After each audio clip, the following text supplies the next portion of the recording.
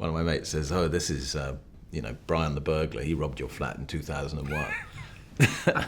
He goes, happy birthday, mate. Yeah. I go, oh, I know my way Brian. in. Yeah. It's like Lock, Stock and Two Smoking Barrels, or Snatch, or Revolver. Is it called Revolver? Rock and Roller. Rock and Roller. It's like all those films, but just better because we're in it. That's not my experience of filming ever. I feel miserable and I like to spread misery around a set. And I think I did that quite successfully, at least when I was on the film, but I don't know. Sitting there riffing on the many ways to define weed, cannabis, skunkola, the camera just rolled and I sat there and Guy was on the other side of the camera and he just started throwing out adjectives and adverbs and pseudonyms and white cheese and this and that and the other, and we just kept rolling and I just kept testifying the grandeur of weed and cannabis in all different kind of poetic ways or funny ways. And then what ended up, I don't know, there's quite a few outtakes. You notice the camera, I think, is to the side, and then he's got a pipe over here that's just and you don't rehearse that because you'd have to reset for quite a while. And yeah, I did get covered. Went way off script. Very good scene there. But we did have to do take 2. No, it's not based on any one specific person. It's just an accumulation of living here all these years, and I have got to know a few very sort of sleazy private investigator types while I've been doing the Hacked Off campaign. They used to be my enemies. They used to hack my phone and rob my flat. Now they're my friends. It's quite odd. They come to my birthday parties. One of my mates says, oh, this is, Brian the burglar. He robbed your flat in 2001. He goes, happy birthday, mate. I go, oh, I know my way Brian. in. Yeah. If you bring anything back to you.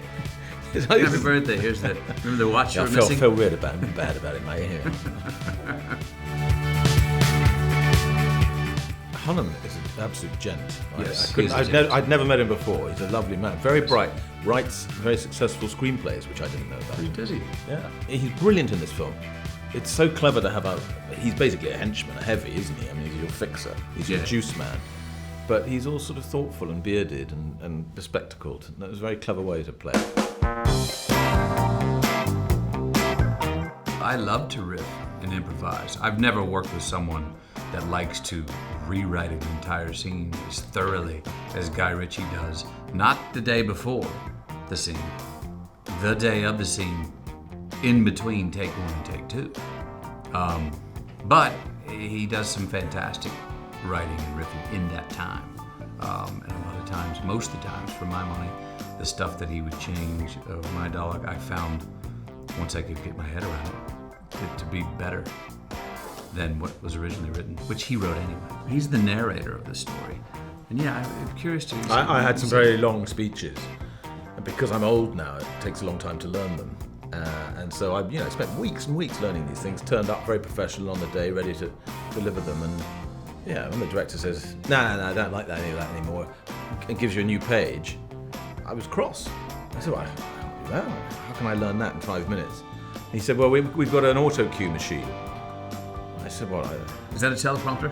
A teleprompter. I said, I'm an actor, dear. I'm not Jan Leeming. I'm not going to read the news. Anyway, it was a little bit tense that day. I was about to do one this summer, and then I had child guilt and didn't. But I'm slightly regretful. Well, Hugh and I have done quite a few romantic comedies, and he came up with the great idea that we could do the next one together. That would be nice. I want you to play a game with me, Ray. I don't want to play a game. Oh, please. No. I said play a game with me, Raymond. Right. Lovely. I want you to imagine a character. Your boss, Mickey Pearson. You're too smart to be blackmailing us, Fletcher. Sweet Mary Jane is my vice. Your poison, on the other hand, is and always has been the destroyer of worlds. You're out of touch, and I would like you to consider an offer. am not for sale. The plot begins to thicken. Now, I can't be specific about the heroes and zeros, but our protagonist is a hungry animal. There is a lot of money hanging in the balance. Our antagonist explodes on the scene like a millennial firework and has indirectly started a war. I think you need to see this, boss. That's one of my phones. How do they find it? I'm making inquiries.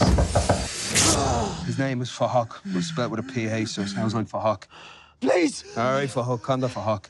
Please!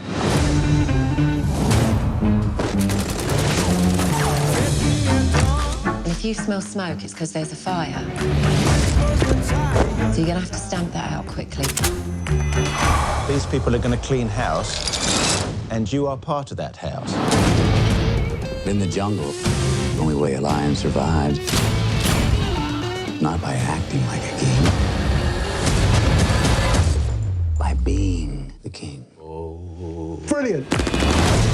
I've been waiting so long to be where I'm going. Oh, it's really warming up now, isn't it? The sunshine on your There's only one rule in this jungle. When the lion's hungry, he eats.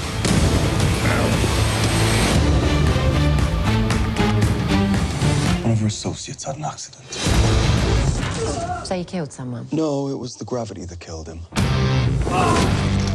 Gonna need those phones.